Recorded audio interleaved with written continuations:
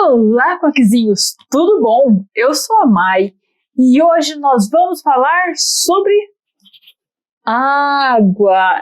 Desculpa, a gente não aguentei fazer essa interação idiota com a parede. Aliás, boatos que uns 80% dos estudantes que assistem o canal é para tentar ler o que está aqui atrás. E não, gente, eu não vou contar, senão vocês não vão assistir mais o canal, né, gente? Enfim, bom, hoje o nosso tema é sobre poluição das águas. E, poxa, como assim, Maia? O que você vai falar sobre poluição das águas? É um tema que está muito em alta desde sempre, eu acho. E imagina que o tema da sua redação fosse, por exemplo, o combate à poluição aquática no Brasil. Poxa, é um tema assim não tão difícil e tal, mas é legal sempre a gente tentar se diferenciar, pensar em argumentos diferentes. E é por isso que eu estou aqui, para tentar ajudar vocês a terem esse tipo de argumentação um pouco mais legal, um pouco mais parruda, né, como dizem. Bom, para a gente começar, o Brasil hoje, estima-se que ele tem em média, assim, mais ou menos 12% da água doce do mundo. Poxa, isso é ótimo, né, gente? É muito, muito, muito bom. Porém, qual que é o problema de a gente ter muita água? O problema de a gente ter muita água é que o povo tá nem aí, né? Quando a gente tem muita água, a galera tá nem aí, a gente gasta água à toa, a gente joga o lixo no rio, a gente faz aquele rolê todo, então é bem ruim nesse sentido. E na agricultura, então, isso daí é pior ainda, fica mais louco o rolê, enfim. Ninguém cuida da nossa aguinha, tadinha da aguinha. E a gente sabe, né, que é bem, bem, bem comum a gente ver rios poluídos, plástico boiando, aquelas manchinhas de óleo, bicho morto assim boiando, que é bem, bem, bem triste de ver. E, infelizmente, é algo tão, tão, tão comum que muitas vezes a gente vê e já nem liga, porque já é normal. E, gente, pelo amor de Deus, nenhum tipo de poluição pode ser normal. E é por isso que a gente tem que se preocupar tanto com as nossas águas. Agora, se a sua preocupação no momento é a redação, e eu imagino que sim, senão você não estaria nem vendo este vídeo aqui, ou geografia, ou qualquer coisa de estudos, eu vou falar para vocês alguns argumentos muito legais que vocês podem utilizar, como, por exemplo, as leis sobre águas do Brasil. A água foi incluída nas leis brasileiras de uma forma muito tardia, somente na nossa Constituição de 1988. E, especificamente, sobre águas, tem a Lei número 9.433, de 1997, que é conhecida como a Lei das Águas do Brasil.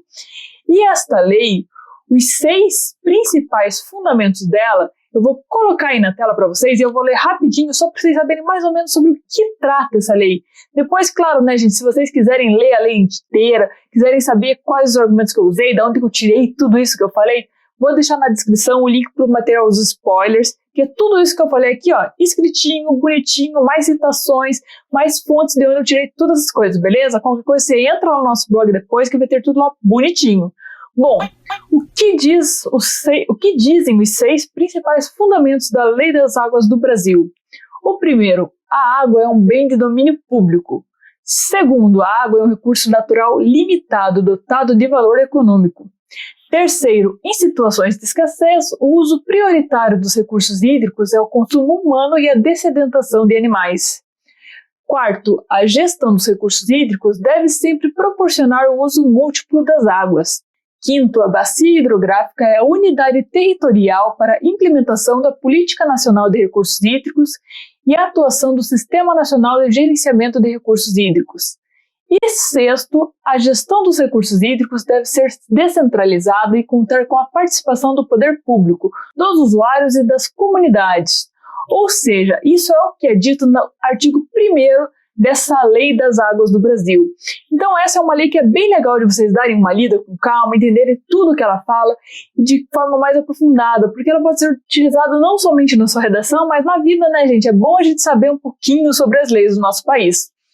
Porém, se você quiser usar um outro argumento, tem um que é bem legal e meio batido, digamos assim, porém eu acredito que no contexto de poluição das águas ele não seja tão usado, que é a transposição das águas do Rio São Francisco. O que acontece? O Brasil ele tem muita água? Tem muita água. Porém, a água no nosso território, que é um território bem grande, ela é distribuída de forma desigual. E para sanar algumas dessas desigualdades, existem algumas obras como, por exemplo, essa da transposição do Rio São Francisco. O objetivo dessa obra é irrigar a região nordeste e semiáridas do Brasil. E o que acontece? Esta é a maior obra de infraestrutura hídrica do Brasil. E assim, além de ela ter essas proporções enormes, ela também é conhecida pelo tempo, sabe? Porque ela está há 12 anos rolando e já tem 7 anos de atraso, ou seja, é algo considerável, né? E além disso, a transposição do Rio São Francisco ela é bastante polêmica, porque ela traz bastante impactos sociais e ambientais. Como assim impactos sociais? Para fazer essa construção, várias pessoinhas elas tiveram que sair das comunidades delas. Por exemplo, 848 famílias foram retiradas dos lares deles e colocaram em 18 novas comunidades. Além disso, essas famílias, várias delas reclamam de vários problemas, como, por exemplo, o rompimento da cultura sertaneja, perda de terras.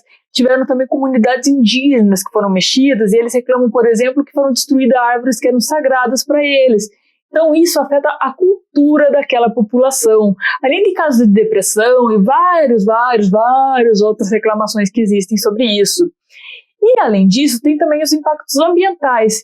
E um que é considerado dos mais graves é a retirada da vegetação para a construção deste grande complexo de transposição do Rio São Francisco. E com a retirada da vegetação, o solo fica desprotegido. E solo desprotegido, né, gente, é a treta na certa. E o que isso tem a ver com a poluição, Mike? De que forma eu posso falar sobre a transposição do Rio São Francisco e da poluição? É simples, gente. O que acontece? A transposição do Rio São Francisco faz com que o rio chegue mais próximo a comunidades, a indústrias. E aí você já imagina, né?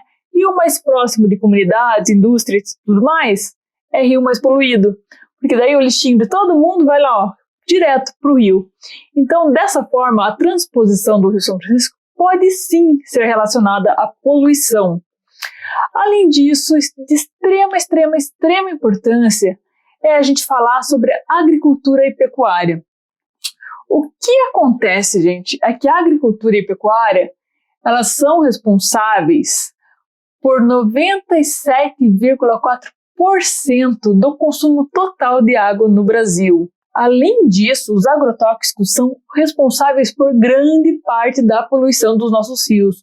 O que acontece? O carinha vai lá e joga os pesticidas na terrinha dele, lá no arrozinho, no feijãozinho, na sojinha, pá. Aí vem a chuva e ó, arrasta os pesticidas para o rio. E dessa forma o rio fica totalmente poluído. E o Brasil, ele é o maior consumidor de agrotóxicos do mundo. Ou seja, a gente tem muita água, muito agrotóxico, é muita água para ser poluída por nós, né? Ou seja, somente em 2017, para vocês terem uma ideia, foram mais de 500 mil toneladas de pesticidas consumidas no Brasil. Além disso, se você não quiser falar de nada que você tem até agora, claro que você pode falar de outras coisas, como, por exemplo, dos lençóis freáticos, que é algo que a gente tem que tomar muito cuidado, que também são poluídos.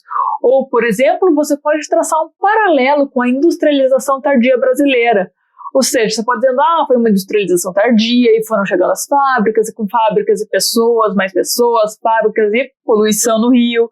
E dessa forma você pode construir uma redação bem legal, bem completa, com vários argumentos históricos, geográficos e tudo mais, beleza?